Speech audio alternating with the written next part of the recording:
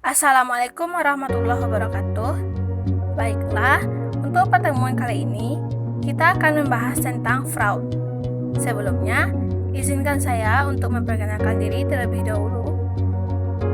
Kami dari kelompok 6 dengan saya sendiri, yaitu Fauziana Putri, dan rekan saya, Amelia Sefti Farani, dan Ibu Sukartini sebagai dosen pengampu mata kuliah Auditing 1.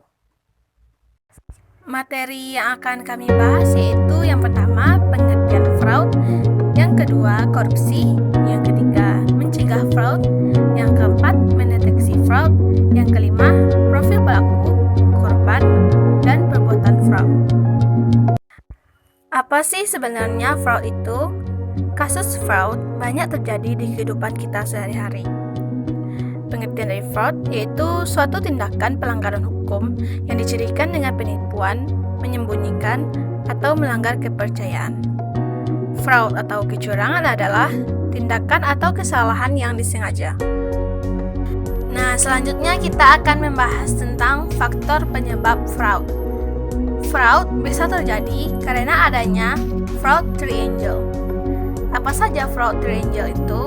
Yang pertama, rationalization atau rasionalisasi. Rasionalisasi yaitu tindakan pembenaran yang dilakukan oleh pelaku fraud. Yang kedua, opportunity atau peluang. Peluang yaitu kesempatan yang ada untuk melakukan suatu kecurangan. Yang ketiga, pressure atau tekanan. Tekanan atau dorongan yang diperoleh seseorang untuk melakukan tindakan kecurangan. Nah, selanjutnya, korban fraud. Terdapat 4 kategori utama korban fraud, yaitu yang pertama, pemegang saham. Pemegang saham sering menjadi korban kecurangan manajemen fraud, yaitu manajer berusaha secara palsu meningkatkan laba atau aktiva. Yang kedua, investor. Misalnya, investor mengalami kerugian di pasar modal karena tindak pidana yang dilakukan emiten atau insider trading dan lain-lain. Yang ketiga, perusahaan atau enterprise. Baik organisasi komersial maupun pemerintahan dapat menjadi korban baik kecurangan internal maupun eksternal. Dan yang keempat yaitu pelanggan. Baiklah, saya Amelia Sefti Farani akan melanjutkan materi tentang fraud. Gejala kecurangan manajemen. Adapun gejala kecurangan manajemen di antara lain, yang pertama, ketidakcocokan di antara manajemen puncak. Yang kedua, moral dan motivasi karyawan rendah. Yang ketiga, departemen akuntansi kekurangan staf. Yang keempat, tingkat komplain yang tinggi dari pihak konsumen, pemasok, atau badan otoritas. Yang kelima, kekurangan kas secara tidak teratur. Yang keenam, penjualan atau laba menurun, sedangkan utang dan piutang dagang meningkat. Yang ketujuh, perusahaan mengambil kredit sampai batas maksimal untuk jangka waktu lama. Yang kedelapan, terdapat kelebihan persediaan yang signifikan. Adapun gejala kecurangan karyawan di antara lain, yang pertama, penghancuran, penghilangan, pengrusakan dokumen pendukung pembayaran. Yang kedua, pencatatan yang salah atau tidak akurat pada buku jurnal. Yang ketiga, kekurangan barang yang diterima. Yang keempat, pembuatan ayat jurnal penyesuaian tanpa otorisasi manajemen dan tanpa perincian atau penjelasan pendukung. Selanjutnya, korupsi atau corruption. Menurut Huntington tahun 1968, korupsi adalah perilaku pejabat publik yang menyimpang dari norma-norma yang diterima oleh masyarakat, dan perilaku menyimpang ini ditunjukkan dalam rangka memenuhi kepentingan pribadi. Sosiologi asal Malaysia bernama Syed Hussein Alatas secara implisit menyebutkan 3 bentuk korupsi, yaitu diantaranya yang pertama, sogokan atau bribery, yaitu tindakan memberi dan menerima suap baik berupa uang maupun berupa barang. Yang kedua, pemeresan atau extortion, yaitu tindakan meminta uang atau sumber dana lainnya dengan cara paksa atau disertai dengan intimidasi tertentu oleh pihak yang memiliki kekuasaan. Yang ketiga, nepotisme. Nepotisme adalah pengangkatan kerabat, teman, atau sekutu politik untuk menduduki jabatan-jabatan publik terlepas dari kemampuan yang dimilikinya dan dampaknya bagi keselamatan umum. Selanjutnya, mencegah fraud. Adapun cara mencegah fraud di antara lain, yang pertama, audit teratur. Maksud audit teratur di sini yaitu dengan memfungsikan internal audit sebagaimana mestinya. Yang kedua, disiplin SOP. Adapun SOP ini kepanjangannya yaitu Standar Operational Procedure. Disiplin SOP ini setiap karyawan sebaiknya disiplin dan mematuhi SOP yang sudah ditetapkan. Yang ketiga, beri kenyamanan. Maksud dari beri kenyamanan ini, salah satu penyebab terjadi fraud dalam perusahaan yang dilakukan oleh karyawan tidak terpenuhinya kenyamanan karyawan untuk bekerja. Yang keempat, berikan edukasi mengenai financial planning. Maksudnya yaitu perusahaan dapat mengadakan training keuangan sehingga dapat mencegah kecurangan akibat masalah keuangan pribadi karyawan.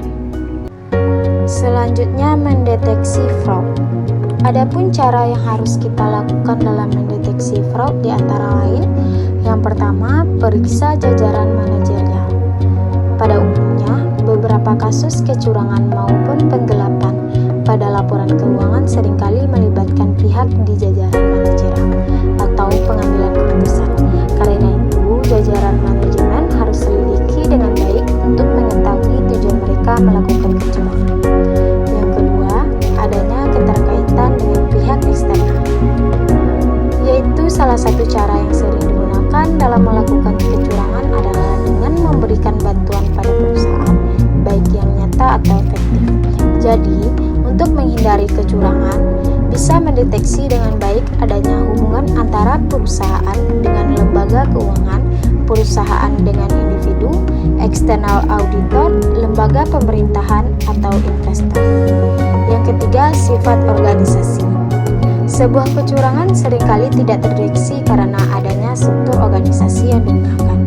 Untuk menyembunyikan kecurangan, misalnya struktur organisasi yang terlalu kompleks atau tidak hanya internal audit dalam sebuah departemen. Untuk itu, dalam mendeteksi adanya kecurangan, harus memahami dengan benar seluk-beluk perusahaan, termasuk pemilik perusahaan. Yang keempat, periksa karakteristik operasional laporan. Untuk mendeteksi terjadinya kecurangan, dapat kita lakukan pemeriksaan beberapa laporan keuangan, mulai dari rekening pendapatan, aset, kewajiban, pengeluaran, hingga ekuitas. Biasanya, tanda kecurangan akan terdeteksi dengan melihat adanya perubahan dalam laporan keuangan. Yang kelima, auditor internal. Aktivitas konsultasi yang independen dan objektif untuk menambah nilai dan memperbaiki operasional perusahaan.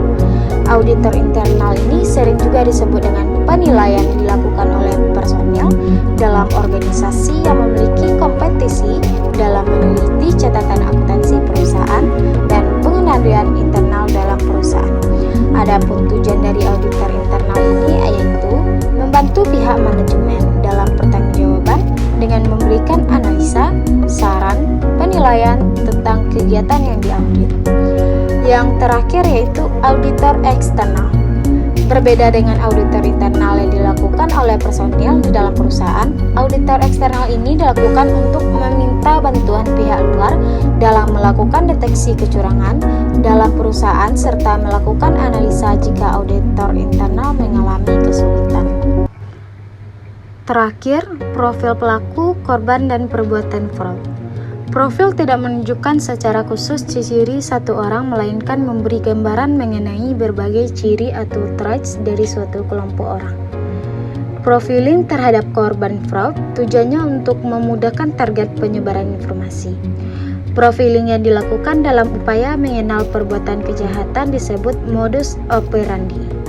Profil dari fraud disebut juga dengan tipologi fraud. Nah, itulah penjelasan dari kelompok kami. Semoga bermanfaat dan meningkatkan wawasan teman-teman semuanya. Wassalamualaikum warahmatullahi wabarakatuh.